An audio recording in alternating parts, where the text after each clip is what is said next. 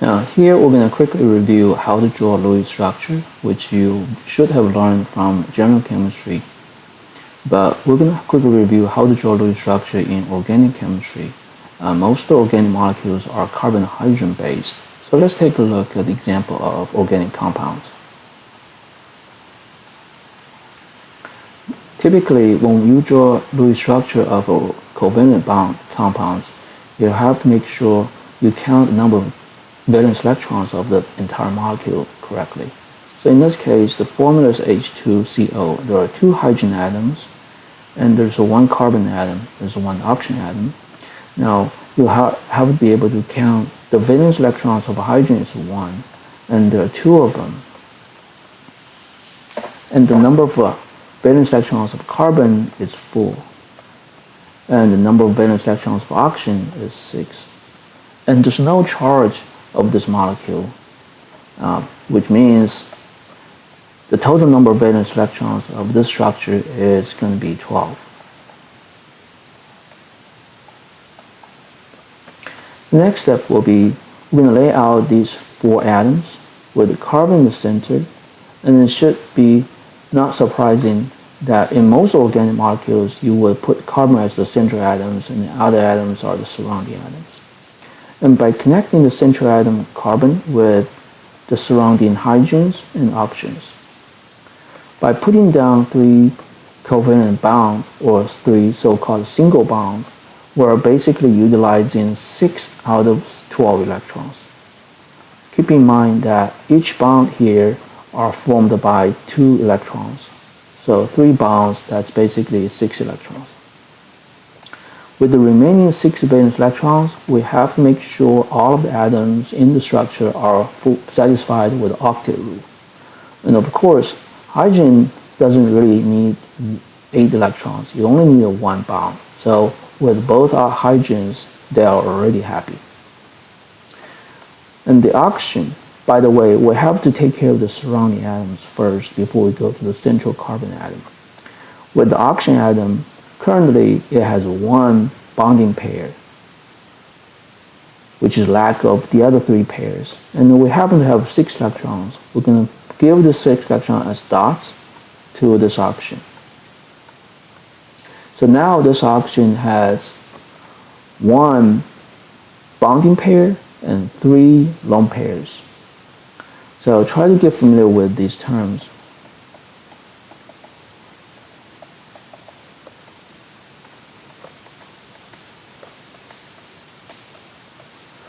So with 1 bonding pair and 3 lone pairs, now this oxygen is satisfied with octet rule. At the same time, by giving all 6 electrons to the oxygen, we have no more electrons remaining. Now we have to go back to the carbon in the center. By looking at now, this carbon has 3 bonding pairs around it, which is missing 1 more pair. And we don't have any electrons. When you need more electrons but you don't have, you can form multiple bonds. In this case, we're going to use any one of the lone pair from oxygen to form a multiple bonds between carbon and oxygen. The result of this change is going to be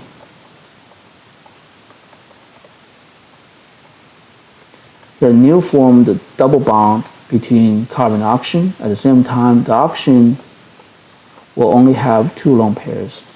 Now let's take a look at the change to the oxygen, which still possess 2 bonding pair and 2 lone pairs. So in total, there are 4 pairs of electrons around oxygen, while carbon now has 4 bonding pairs around it. So in this case, all 4 atoms are satisfied with octet rule. So this is the final structure of this compound.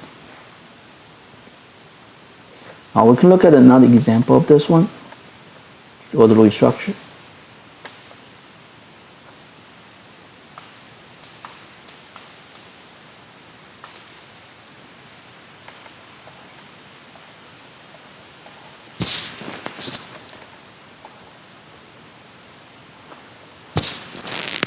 So this is a polyatomic ion with nitrogen in the center, carbon and oxygen is on the side.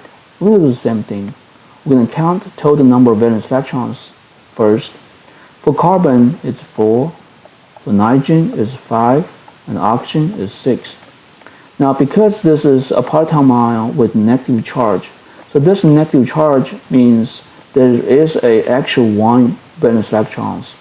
So total number of valence electrons will be the valence electrons of carbon plus valence electrons of nitrogen plus valence electrons of oxygen plus 1 additional valence electrons.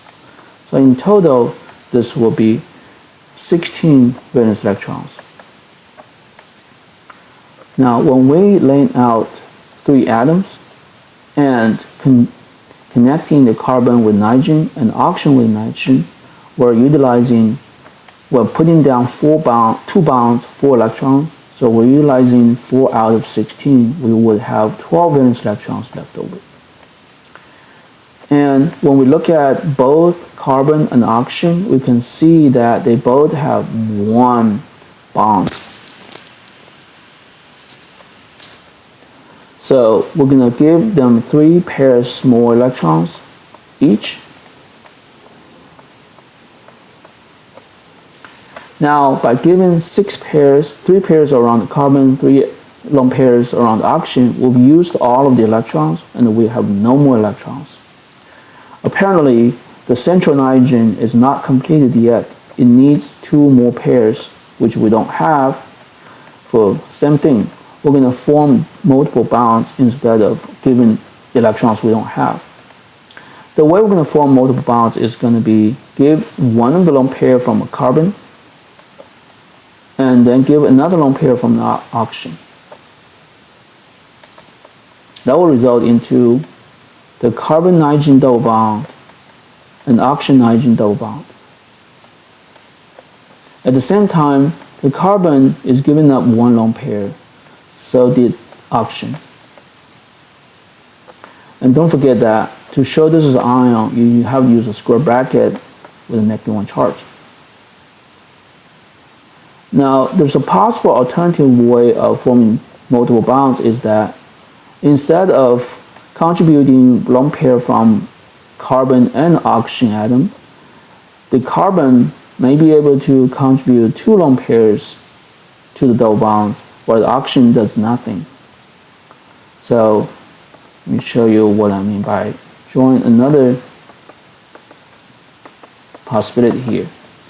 So the carbon might be able to contribute both lone pairs, but the oxygen does nothing, which will result into another structure where CN triple bond and single bond between nitrogen and oxygen. And of course, in this case, the carbon will still possess 1 lone pair and the oxygen will remain all 3 lone pairs. Now let's see between these two resulting structures, are they equally correct or one is preferred than the other? So this has to do with the other concept in the Lewis structure, which is formal charge. There are 2 factors which basically determine the Lewis structure. One is octet rule.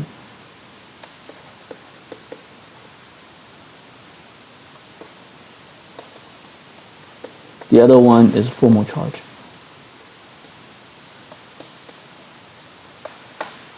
Now, before we get into the example, let's quickly review what formal charge means. Formal charge is basically in the Lewis structure, we're trying to see if the atom has lost or gained electrons. The way you calculate the formal charge is that the original number of valence electrons minus the original number of valence electrons when this element or this atom is alone minus the associated electrons when this atom is involved in the structure. The number of valence electrons of single atoms, that's easy, which basically just look at the periodic table. Now, the associated electrons of this atom in the structure can be determined by 2 types of electrons. Now, lone pair electrons are completely belonging to this atom. Non-bonded electrons, also called, are associated electrons. The bonded electrons, basically, you can only count 1 or half of the bonded electrons. Exactly what that means is this. So let's take a look at the first structure A and then structure B. In the structure A, the carbon to the left which originally has 4 valence electrons when it's alone. Now, let's count the associated electrons of this carbon in the structure. The bonding electrons count, so there are 4 of them. Now, between 2 bonds, each bond represents 2 electrons, but only half, since these bonds are shared between 2 atoms, so only half of the bond, which is 1 electron, can be counted towards carbon. So in other words, this carbon has 1, 2, 3, 4, 5, 6 associated electrons. The formal charge of this carbon is basically 4 minus 6 equals to -2.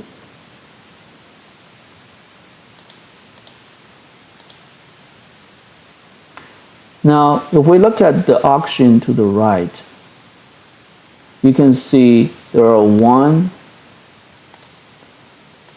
2, 3, 4 associated electrons from lone pairs, and 2 more bonds, which you can count 1 electron from each bond towards this oxygen. So in total, it also has 6 associated electrons. Now, oxygen originally has 6 valence electrons, so this oxygen is actually neutral with 0 charge. And the nitrogen in the center, I'm going to use a different color showing the associated electrons. This nitrogen has no lone pair or non-bonded electrons. It only has 4 bonds. From each bond, you can claim the ownership of 1 electron. So for this nitrogen, you would have original number of valence electron is 5. When it's involved in this structure, it has only 4 associated electrons. So the formal charge is going to be 5 minus 4, which is positive 1. Now let's look at the structure to the right, structure B. The carbon, which now can claim the ownership of 2, 3, 4, 5. So this carbon now has 5 electrons, whereas it originally has 4. So the formal charge of this carbon is 4 original minus currently 5, which is -1.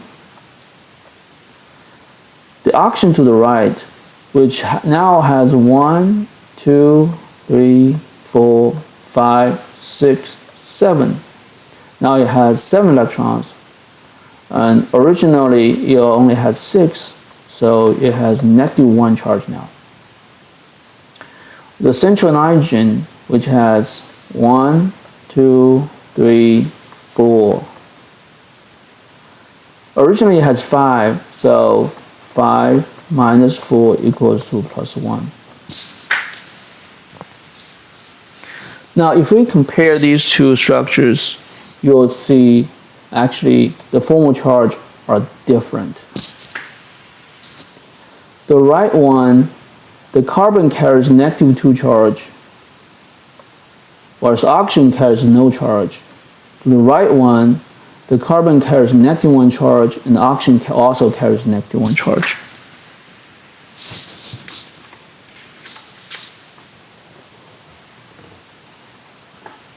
So the Lewis structure can be determined by both octal rule and the formal charge.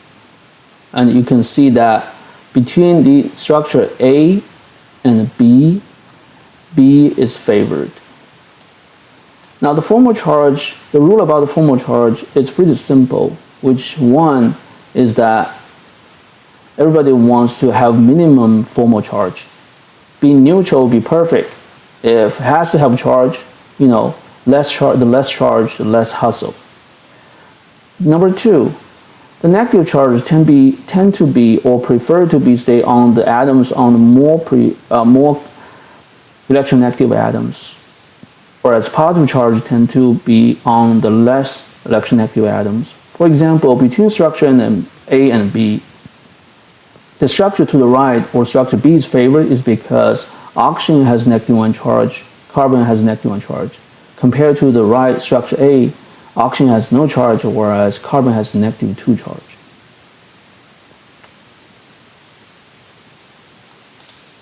Now let's take a look at the first structure we draw here, can you determine the formal charge of each atom here?